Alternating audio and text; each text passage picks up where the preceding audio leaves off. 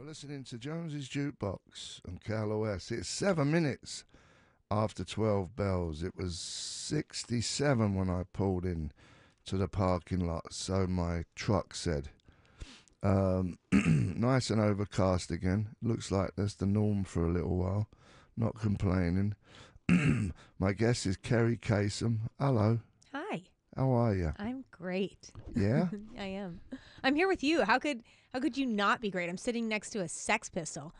I mean, come on. Sorry. That's true. That's pretty cool. I forgot for a second. Yeah. You're absolutely right. What are you up to these days? Oh, wow. It's funny. A few years ago, I made a huge life change. I was doing a radio show, just like you. With Nikki Sixx. With Nikki Sixx, Sixth Sense. And I was told in July, coming up 3 years, that I was never going to be able to see my dad again by his wife. And I went through a very long court battle, a battle that everybody, including my own lawyer, said I would never win. And I continued to fight until I did win, and I eventually won guardianship over my father, Kerri Kasem. He was dead, though, right? No, he was alive at this time. He was alive. It'll be 3 years, July, where we were told you're not going to get used to never seeing your dad again. Who said this? His wife, Jean Kasem. Who's not probably a nice person by the sound of it. No, she's not. She's not. So she said that to us, and we continued to beg, write letters, try and call, even though she's never answered any of our phone calls or anything, or for 15 years. The only person she would communicate with is my little sister, Julie, and that's because she's got a physician's assistant degree, and she could write saying, Dad shouldn't, there's problems with Dad when he comes over. There's fungus here. He's got an eye infection. And she would answer those back. But she wouldn't talk to me or my brother, Mike. And she would let my dad come out and see us on the weekends. So we'd see my dad every weekend.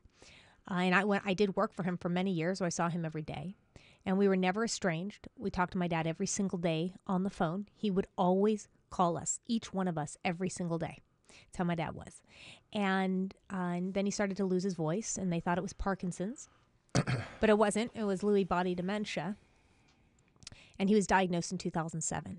So when he got sick enough, when he needed help to walk and had to have a driver, she decided, well, that's too much. I'm just not going to let the kids see him anymore. And she did that, and we had to go to court and fight over it, and we lost the first time.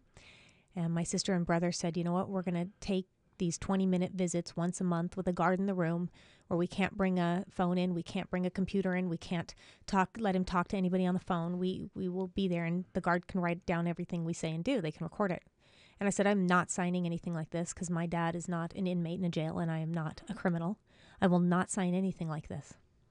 They signed it, and Jean Kasem went back on all of her promises, didn't let them see my dad. I continued to fight. I eventually won guardianship over my father because of her egregious behavior. 2:30 in the morning in May. It was 2 years ago, May. She unplugged my father from his feeding tube and his IVs at 2:30 in the morning and stuck him in a wheelchair. And this is all on video. Rolled him out of the facility he was in and threw him in the back of an SUV. Didn't get in the SUV, got in another SUV with her boyfriend.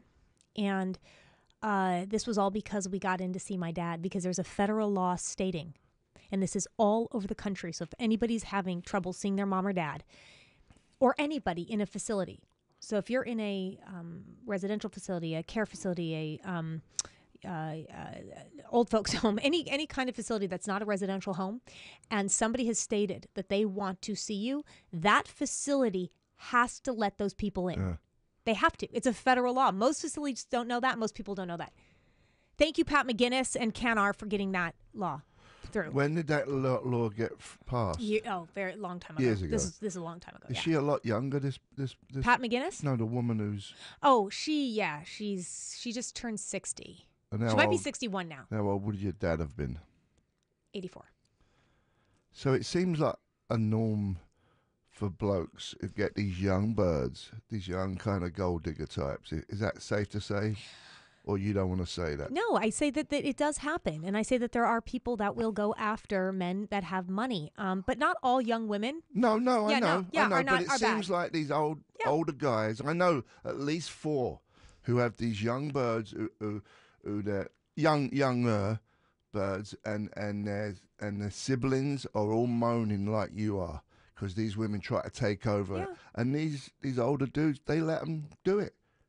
That's the bit I don't understand. I don't think it's let. I think they don't think it will get that bad. My dad never thought his wife would keep his children from him. But I'll tell you one thing. In 2007, when Jean Thompson Kasem's mom died, she kept it from her siblings. She kept the funeral from her siblings. They weren't allowed anywhere near it. In fact, took all the stuff that was promised to them by her parents, took it all herself. Yeah. And we said, Dad, if this happens to you and you become incapacitated or sick, she's going to do this to us. And he saw it. And he signed over a power of attorney to me, my brother, and my sister. And when we went to court and we said, look, he wants to see us. He gave us power of attorney, not over estate, not over money, just over health. We're supposed to make the decisions for him when he becomes incapacitated. Yeah.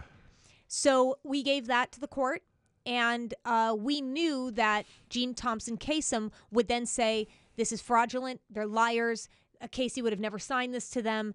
And they're estranged. She said all of those things. I think you have a phone call. Yeah. Shall I see who it is? Yeah, take it. Take it. Hello? Yeah. Yeah, Jonesy's got it on a call right now. Steve does it. Yeah, listen, I'm busy right now. Can I call you back at like 2 o'clock? I'm on the radio right now. I'll call you back. All of Southern California is listening. Okay. All right. Yeah. I guess not everyone knows I'm on the radio. No, not everyone. It happens to me all the time. I get phone calls constantly when I'm on air. Go on, anyway. Sorry. Yeah, so the 2007, he signed over that power of attorney to us. And then, his wife in court said we're liars. He would never do that. This is fraudulent. They signed it themselves. Casey was estranged from them anyways. We had to prove that we were good children. We had to prove up until the day he was taken from us that we saw him. We had pictures every single time he came over. Every single time. How did he get wind of this after being with this bird for a month? That she was a wrong un? I don't know. I think they play a really good game at first. I mean, they did with us. The first year was fine. Does she live in LA? She's hiding now. Do you think she's listening? I think she tries to, I think she, watches all my social media, or she has kind of people that do that for her, or she listens to everything I do. I know that. And she has, there's people listening right now that go back and tell her. Do you think she is, did she get all of his dough? Pretty much. And then she tried to take our family trust from us, which we won that too. She gonna sue me for calling her a gold digger? Nah, I mean that's your opinion, and she's a public figure. So I've had my slander training and defamation and libel. I'm okay. You're fine. Okay. You could get much worse, but we don't have to do that. So anyway, we had this videotape, and she didn't know about it, so she pulled out all the stops and said all these crazy things about us and all these lies. And then we just gave the judge the videotape. That squashed everything. Right. That's the good thing about a videotape. Everything's videotaped these days, and it saves a lot of time and aggravation. It does. It does. And so if anybody's listening, if you think this can't happen to you, caretakers can come in, sweep in, take care of your parents, say they're doing this out of the goodness of their heart, and they will change all the will and estate plans over to them, and they can legally, this is legal, not anymore in this state because I got the laws changed, but they can legally tell you can't come into this house. And the police will enforce that. APS can't do anything, Adult Protective Services. The law's on the abuser's side. The law's on the isolator's side. So I realized that when we called the police and they couldn't do anything.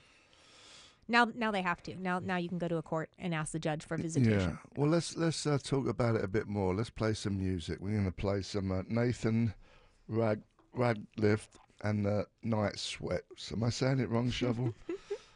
Pardon. Radcliffe. You punctuate it well. What is it? Nathaniel Rateliff. Radcliffe. Okay, this is Nathan Radcliffe, and we're again. I Need Never Get Old is the name of the song. How apt is that? Jonesy's Jukebox, Cal OS, Kerri Kasem, take it away.